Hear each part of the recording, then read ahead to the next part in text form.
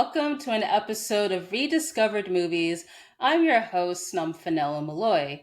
So, the film that I will be focusing is Expect No Mercy.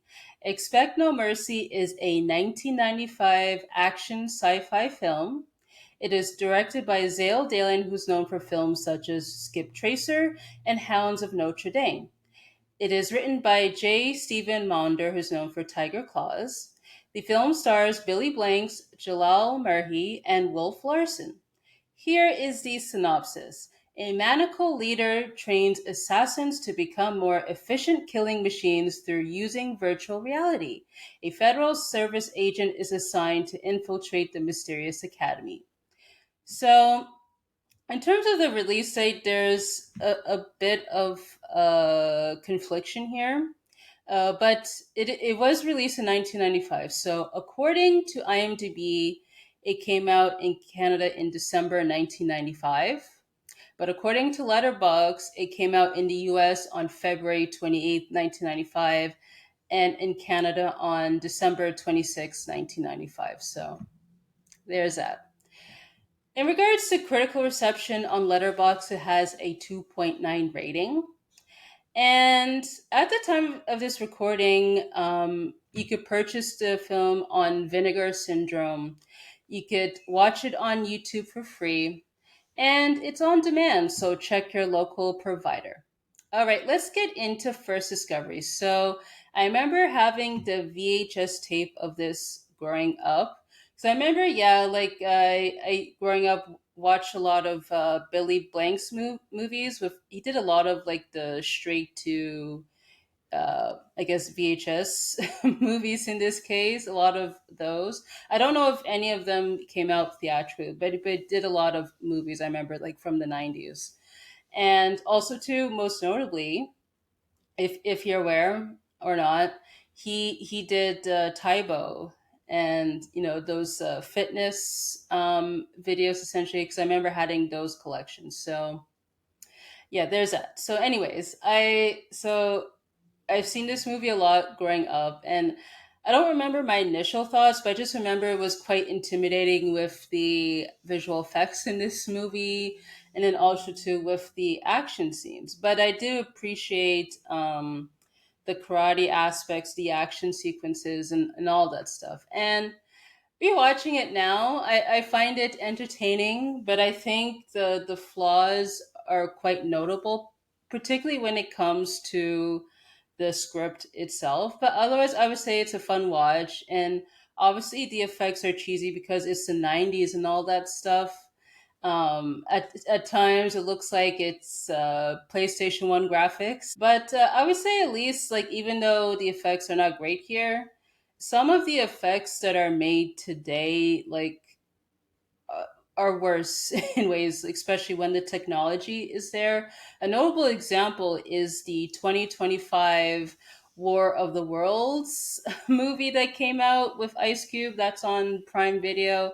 Gosh, the effects in that movie are horrendous. But regardless, with this movie here, with Expect No Mercy, I would say it's fun to watch. All right, let's get into the highlights. So, I mean, for me, the action, like especially for me, since I used to do karate back in the day, which is always nice to see these types of movies, particularly when you have people of color doing martial arts stuff. And it looks like in this movie, it's well choreographed. I don't know if it's the most creative in comparison to other movies of martial arts out there, but I would say it's quite effective in terms of how it's used, and it seems like most of the people in this movie they either have a martial arts background, so notably Billy Blanks and his co-star Jalal Merhi, who plays Eric in the movie, or like they have done, I guess, action films at that point. But if some of the cast members don't have any martial arts background or any action films in their background, I would say they did a good job in this movie. So kudos to that.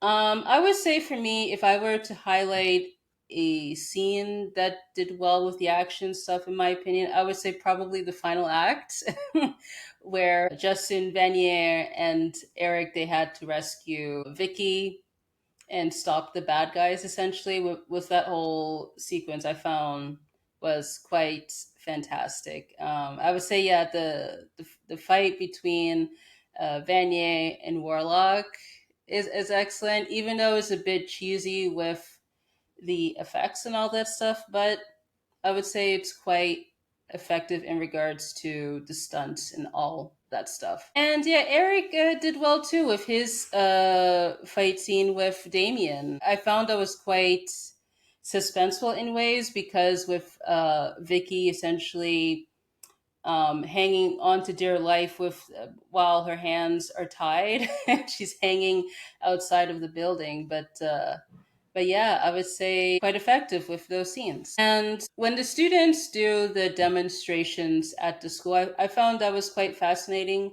to watch. It kind of shows, in a way, like the school has maybe like a military vibe, but maybe in a way quite cultish because of Warlock being front and center with the school. But yeah, when the students had their moments to do their scenes throughout the movie at the school, I found those were fun to watch.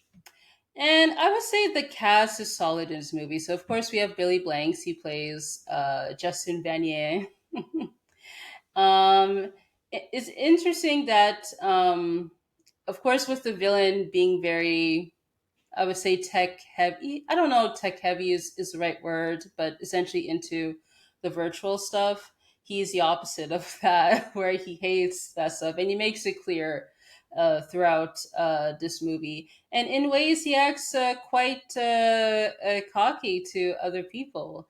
Um, and I would say a notable example is when he encounters one of the students, the guy with the bushy hair and all that stuff. I think they first had their tiff when he was about to enter his virtual room, and then they encounter later at the cafeteria. But then Vanya uses it as a distraction to get the key card from the security guard that Vicky notices.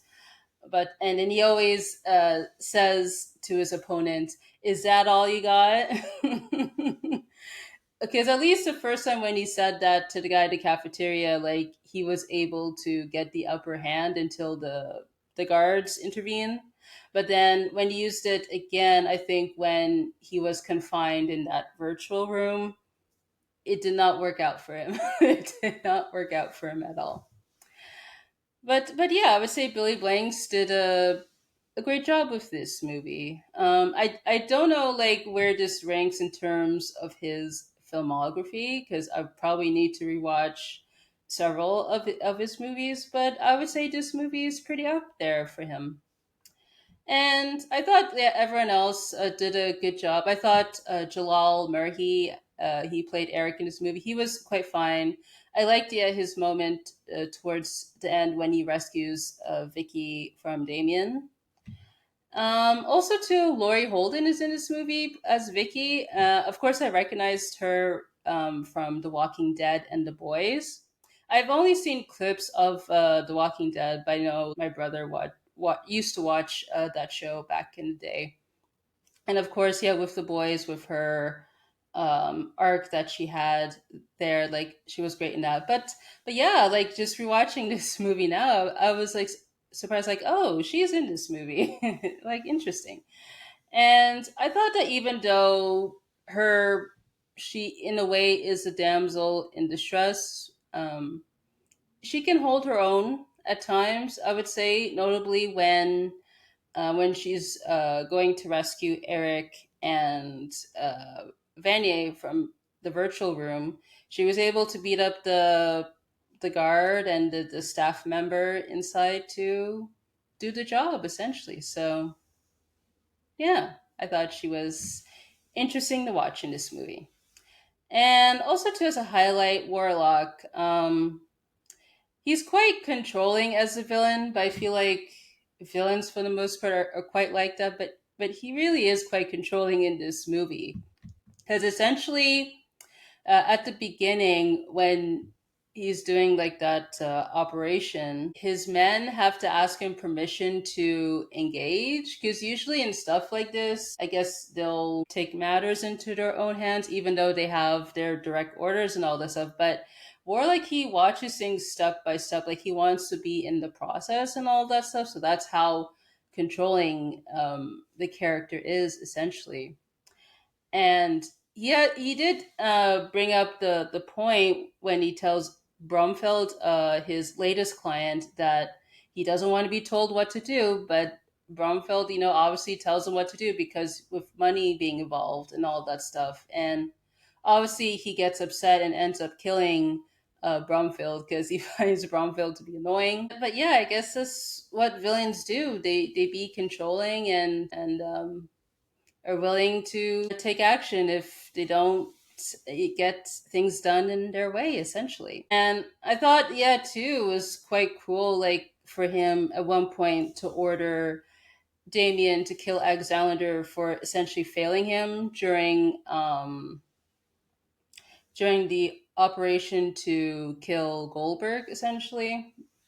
So I found that was it was quite sad, and then later on they showed a shot of Alexander on the ground, and then his iguana is like crawling up to him. So I thought, oh, that was sad, but at the same time, it happens. It happens. And speaking of Warlock's men or his henchmen, in ways they have their own signature.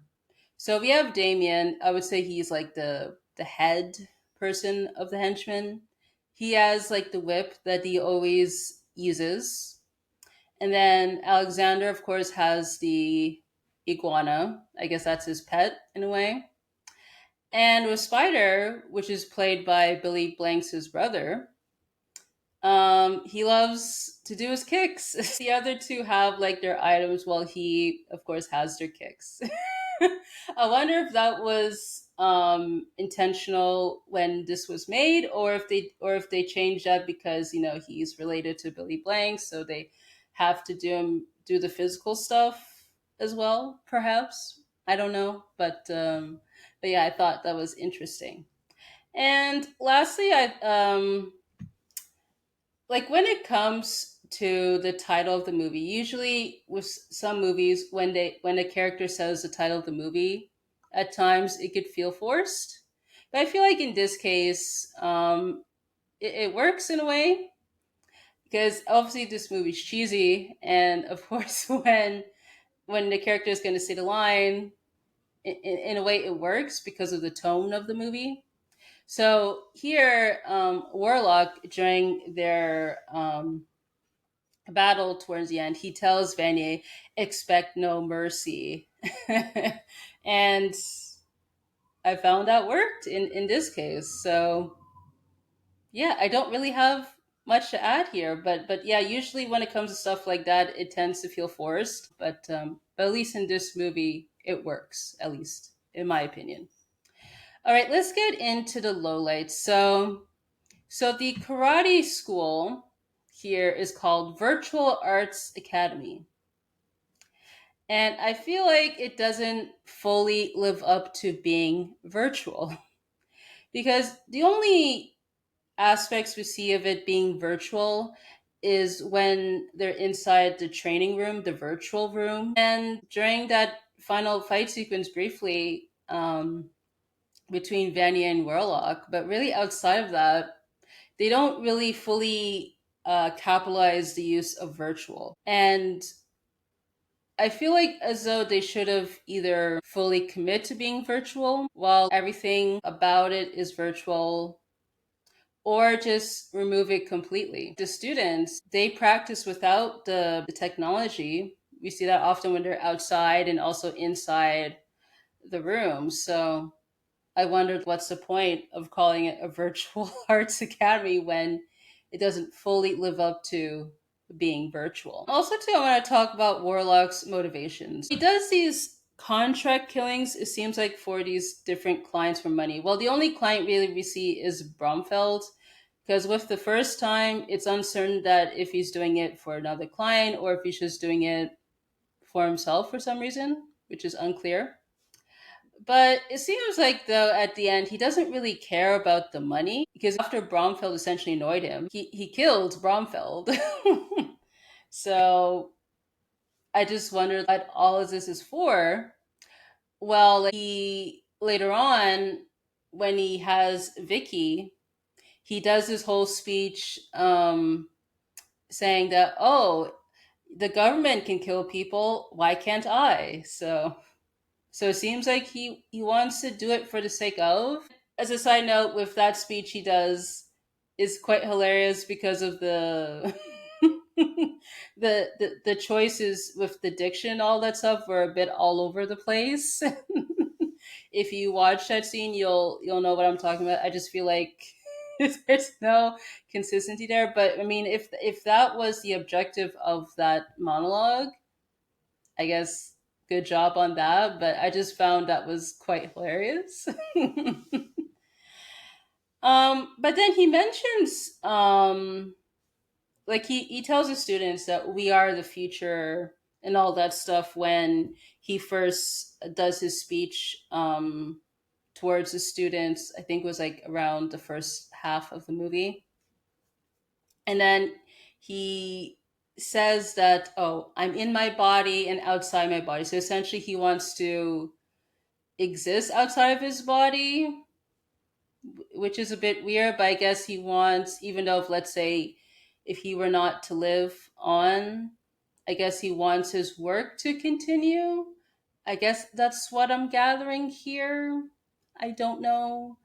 Um, but I feel like as though there could have been a bit more of a cult mentality because we have in the lobby or the front area, there's that huge portrait of Warlock there, and it seems like the people there, they obey him and all that stuff. Like there's like people don't question him and all that stuff.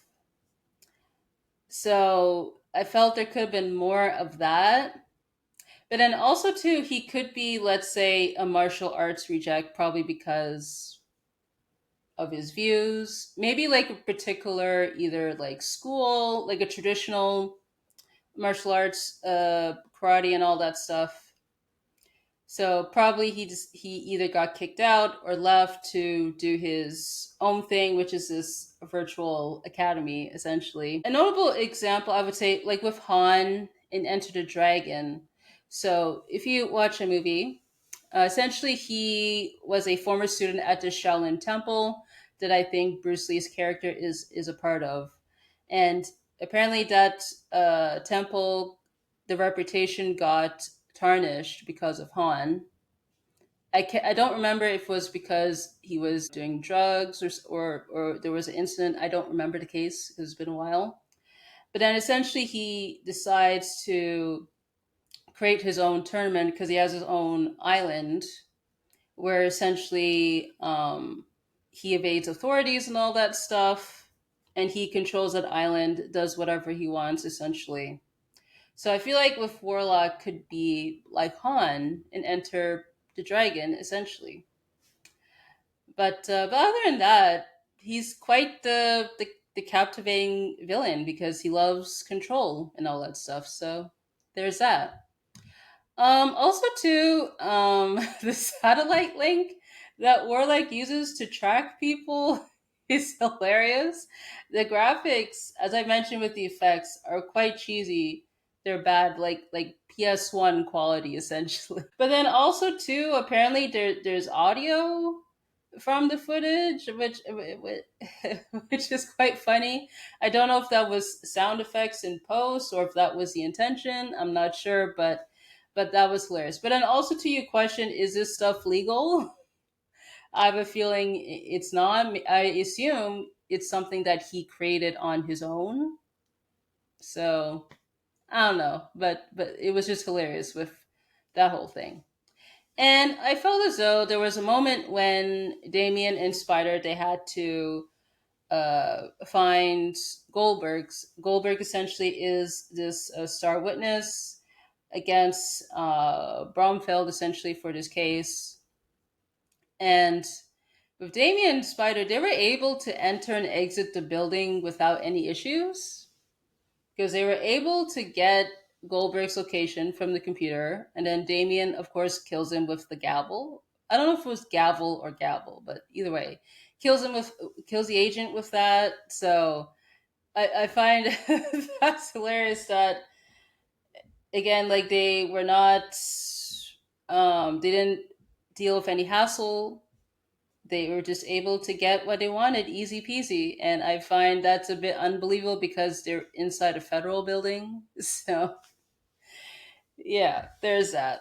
And then also too, Goldberg. So at times he could be annoying because of course he's paranoid and all that stuff, but I do get it because he's a witness, and of course he's worried about the risk and all that stuff.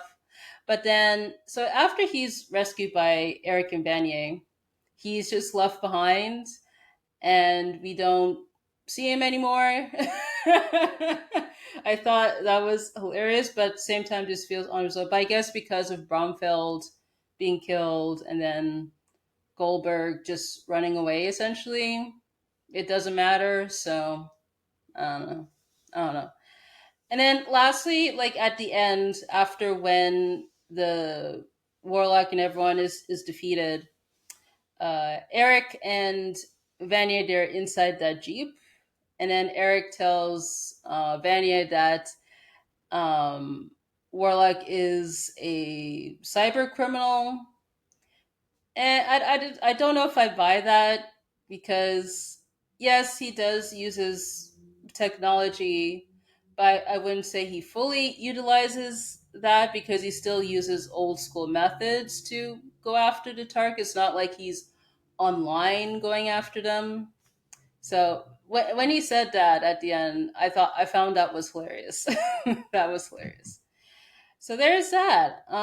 Let's get into trivia. So not much I could find for this movie.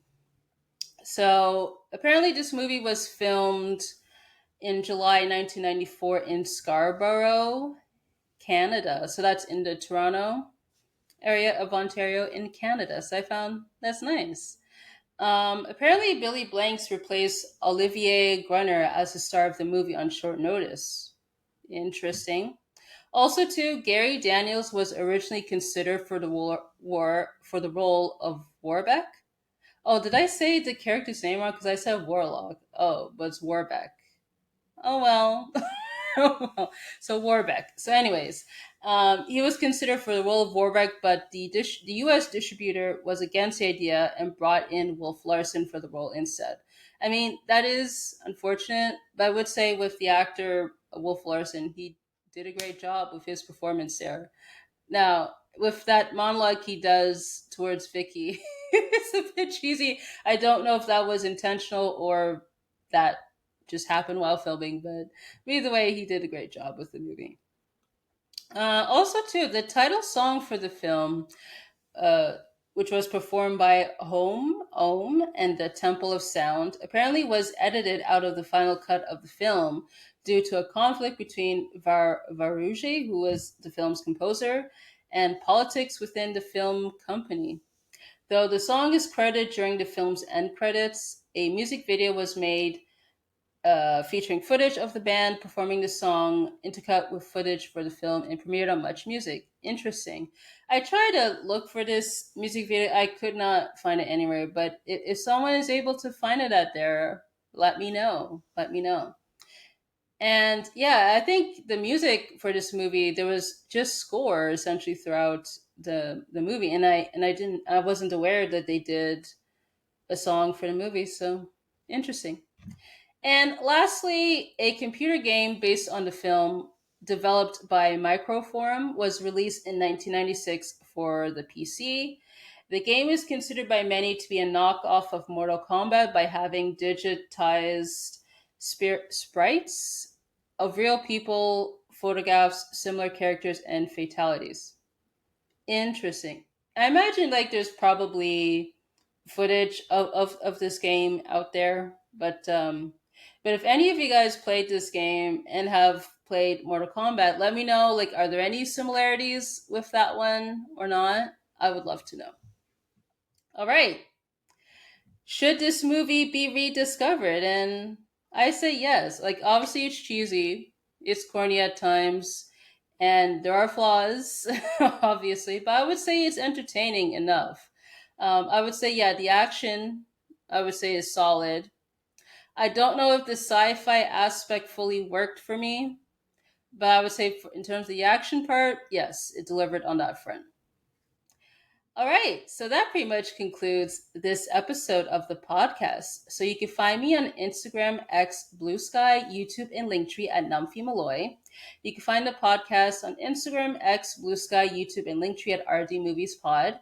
You can visit buymeacoffee.com/RD Movies Pod to support the podcast via donation. And then also too, you could view posts there on the platform and also to follow us there. You could join the Rediscovered Movies Hub, which is our community group on our website on Wix, which is rdmoviespod.wixsite.com/official, where there you can interact with others, share thoughts on the podcast, and more. On Spotify, you could answer the featured poll, leave a comment, and rate the podcast.